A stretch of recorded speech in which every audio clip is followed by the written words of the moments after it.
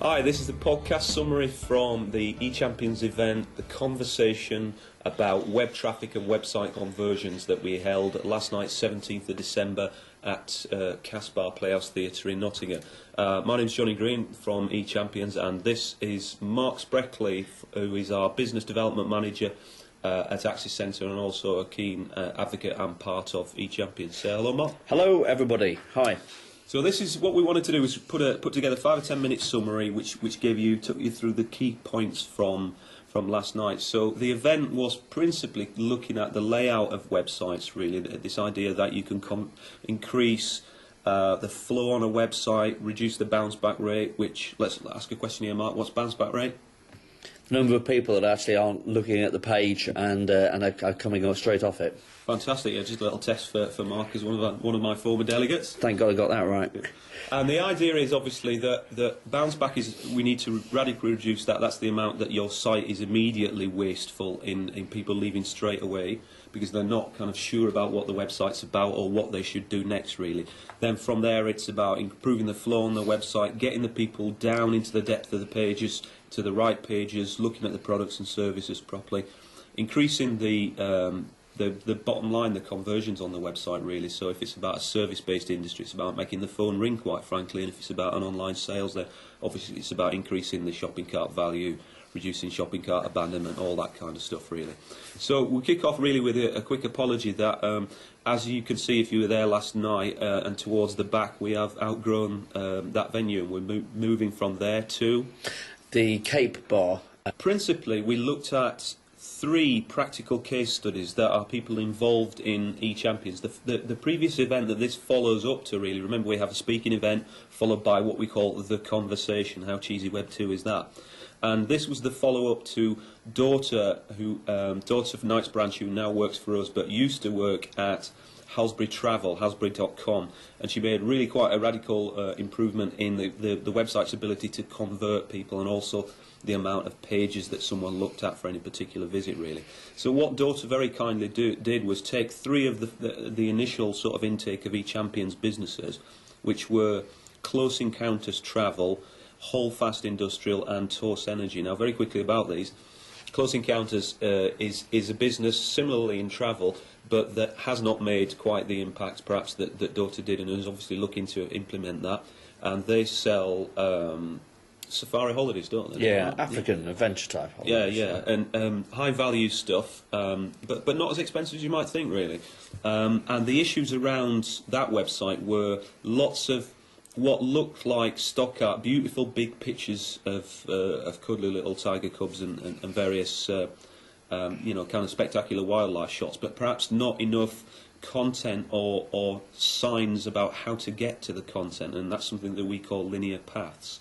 It was the engagement process, really, Yeah. wasn't it, Johnny? That was what people were looking at. It was what sort of subliminal message is actually being communicated by what the actual the viewer is actually looking at on that page of the site. Yeah, so what Daughter did was basically create some alternative layouts to one of the product pages, a gateway or signposting page, and a page that was the home page, basically.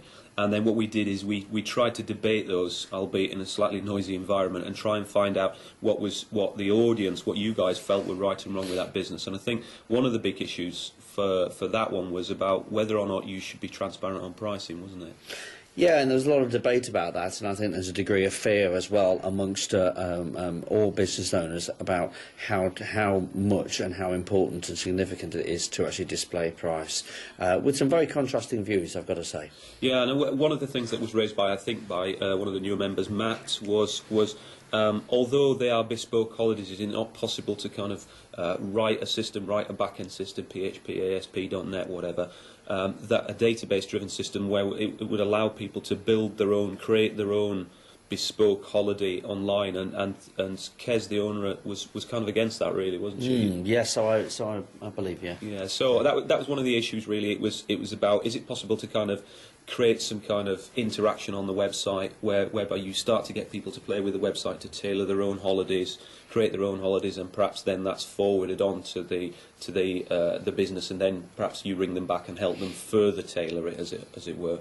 and this idea of perhaps stock art, and this idea of making it more obvious immediately on every page where to go and what is available. We were splitting things into sort of 3 tranches within the business, really. Anyway, the problem I think with Holdfast Industrial was that, or it's an opportunity really, is that it's not doing too badly as a website, but it's got enormous potential, because there aren't some real basics on there, cross-sells and upsells with things that we looked at. So instead of selling people a step ladder, an upsell is to sell them a better ladder, cross-sell is a pair of safety boots, goggles, a helmet so you don't smash your head when you fall off the ladder, etc. So it was looking about that side of it, and also looking at making it again more obvious who the website is aimed at. So we talk about the tribe. Who is your tribe that you're aiming at?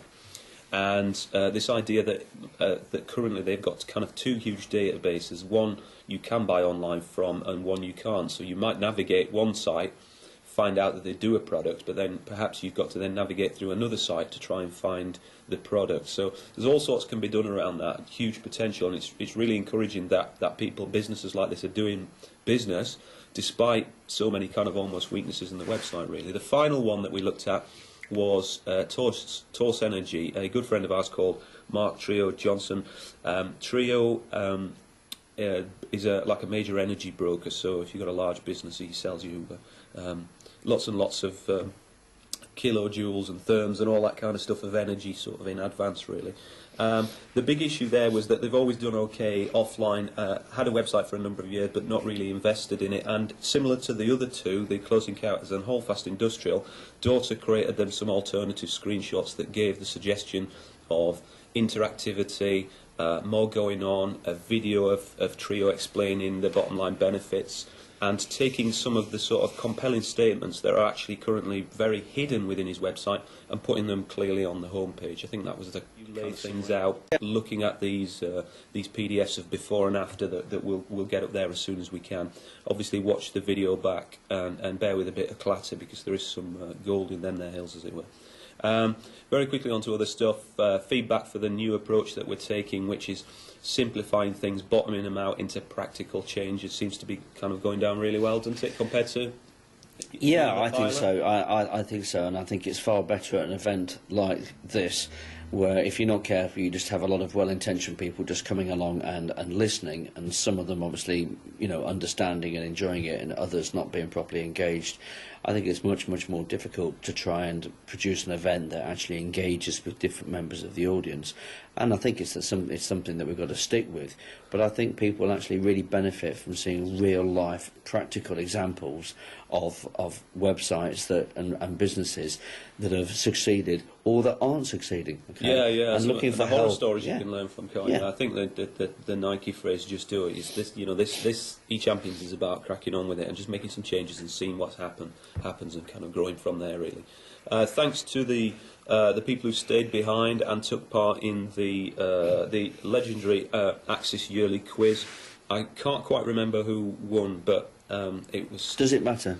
Yeah, I was going to give them some credit, but I can't even remember what they were called. But somebody won, some champagne anyway. And the videos will be available, hopefully, from this evening, Friday the 18th. And thanks to the hardcore who went on to what turned into a little after-show party at the Hand and Heart afterwards. Your commitment is beyond the call of duty. That's it. Anything from you?